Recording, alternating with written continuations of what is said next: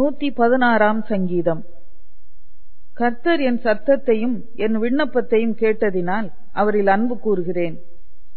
அவர் தமது செவியை எனக்கு சாய்த்தபடியால் நான் உயிரோடு இருக்கும் அளவும் அவரை தொழுது கொள்ளுவேன். மரண கட்டுகள் என்னை சுற்றி கொண்டது, பாதாள இடுக்கண்கள் என்னை பிடித்தது, இக்கட்டையும் சஞ்சலத்தையும் அடைந்தேன். அப்பொழுது நான் கர்த்தருடைய நாமத்தை தொழுது கொண்டு, கர்த்தாவே, என் ஆத்துமாவை விடுவியும் என்று கெஞ்சினேன். கர்த்தர் கிருபையும் நீதியும் உள்ளவர், நம்முடைய தேவன் மன உருக்கமானவர். கர்த்தர் கபடற்றவர்களை காக்கிறார். நான் மெலிந்து போனேன், அவர் என்னை ரட்சித்தார்.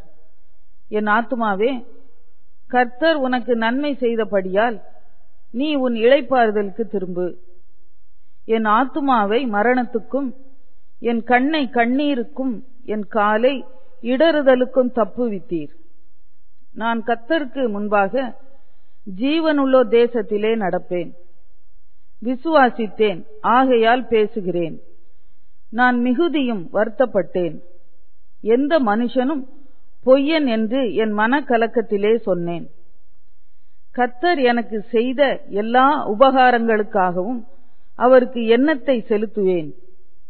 ரட்சிப்பின் பாத்திரத்தை எடுத்துக்கொண்டு கர்த்தருடைய நாமத்தை தொழுது கொள்ளுவேன். நான் கர்த்தருக்கு செய்த பொருத்தனைகளை அவருடைய ஜனங்கள் எல்லாருக்கும் முன்பாகவும் செலுத்துவேன். கர்த்தருடைய பரிசுத்தவான்களின் மரணம் அவர் பார்வைக்கு அருமையானது. கர்த்தாவே, நான் உமது அடியேன், நான் உமது அடியாளின் புத்திரனும் உமது ஊழியக்காரனுமாயிருக்கிறேன். என் கட்டுகளை அவிழ்த்து விட்டீர்.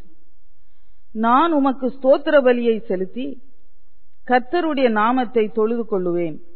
நான் கர்த்தருக்கு செய்த பொருத்தனைகளை அவருடைய ஜனங்கள் எல்லாருக்கும் முன்பாகவும் கர்த்தருடைய ஆலயத்தின் பிரகாரங்களிலும் எருசலேமே உன் நடுவிலும் நிறைவேற்றுவேன். அல்லேலுயா.